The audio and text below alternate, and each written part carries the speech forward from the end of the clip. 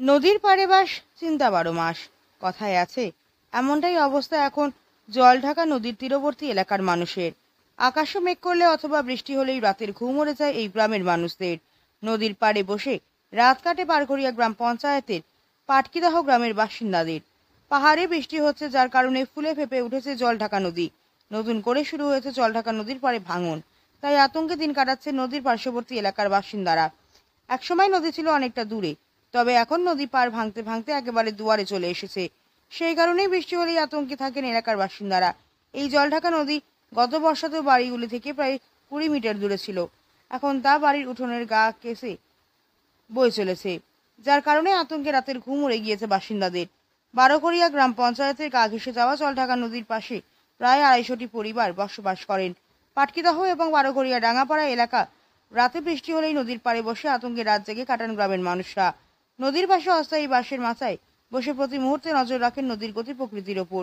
এই বুঝি নদী সবকিছু ভাসিয়ে নিয়ে যাবে, এই আতঙ্ক কুড়ে কুড়ে খাচ্ছে গ্রামের বাসিন্দাদের। কিছুদিন আগে প্রশাসনের তরফে নদীতে আর বাদ দেওয়ার কাজ শুরু করেছিল, তবে পাথরের অভাবে সেই কাজ মাঝপথে বন্ধ হয়ে গিয়েছে। বর্ষার শুরুতে এই অবস্থা হলে ভারী বর্ষাতে কি হবে তা ভেবেই আটকে উঠছেন গ্রামের বাসিন্দারা। কোন নদী? তো বলছি এখানে নদীতে ভাঙন কতটা আছে? ভাঙছে নদী? হ্যাঁ, আগে মেলা দূরে ছিল, যখন আমার বিয়ে হয়েছে না অনেক দূরে ছিল। এই যে রাস্তাটা সামনে একদম বাড়ির দুয়ারে? বাড়ির দুয়ারে মানে এই যে রাস্তাটা আছে না, ওই পাশে আমার বাড়ি। নদী কি একদম ঘরের কাছে চলে আসছে? ঘরের কাছে আসেনি,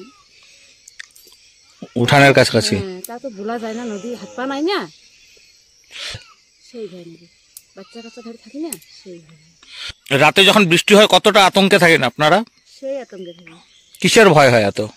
বাচ্চা কাচ্চা আছে, এইলের তো ভয়। আমার জীবন গেলে কিছুই নেই, বাচ্চাগুলোর ভবিষ্যৎ আছে না। তো এখানে বান দেয় না? না, হয় না তো বান। জাগনা থাকি রাতে? হ্যাঁ। কেন? কখন জল বাড়ে কখন জল না বাড়ে।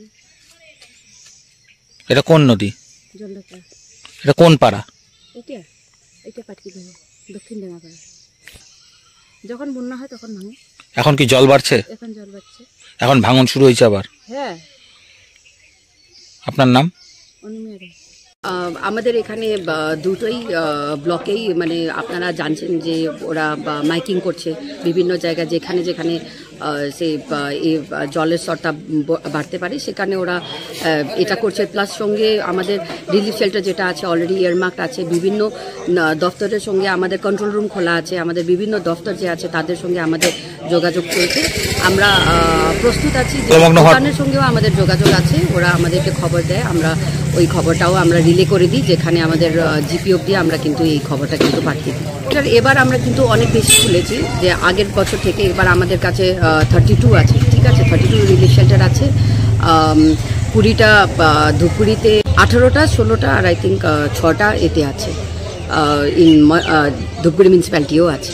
আমরা কি করি, যেমন প্রতি বছরই হয় সেরকমই আমরা স্কুলগুলোই বেশিরভাগই আমরা স্কুলগুলো বা যেটা অলরেডি আমাদের রিলিফ শেল্টার আছে সেইগুলো আমাদের কাছে লিস্ট আছে, তাদের কন্ট্যাক্ট নাম্বার আছে, যারা কি হোল্ডার্স আছে, যারা স্কুল থাকলে তাহলে ওদের হেডমাস্টার প্লাস কি হোল্ডার যাদের কাছে ওই গেটের চাবিগুলো থাকে তাদের নম্বরও আমাদের কাছে এখন প্রেজেন্ট আছে। মেনলি এই যে আপনাদের জ্যোতির্ময় কলোনি আছে, গয়রকাটা যেটা আছে ওখানে আছে, হাতির নালার যে রেনগুলো আছে ওই এরিয়াতে, ভিনাগুড়ি ওইগুলোতে আছে বেশি, যেখানে জল ঢুকে। আর ধূপগুড়ি কালকে মাগুরমারি 2 আর বারোঘরিয়াতে মাইকিং হয়েছে। একদম এখন ভিডিওরা ফিল্ডেই আছে, আমার ওদের সঙ্গে কথা হয়েছে, ওরা ফিল্ডে নজরদারি করছে। মেনলি জলঢাকা, ডায়না, তারপরে আমাদের যে চামরচির যে রেতি সুকৃতি নদী আছে ওইটা, যে হাতি নালা হয়ে আছে সেইগুলো, আর আংরা ভাষা নদী, এটা আমাদের সব জায়গায় আমাদের নজর আছে।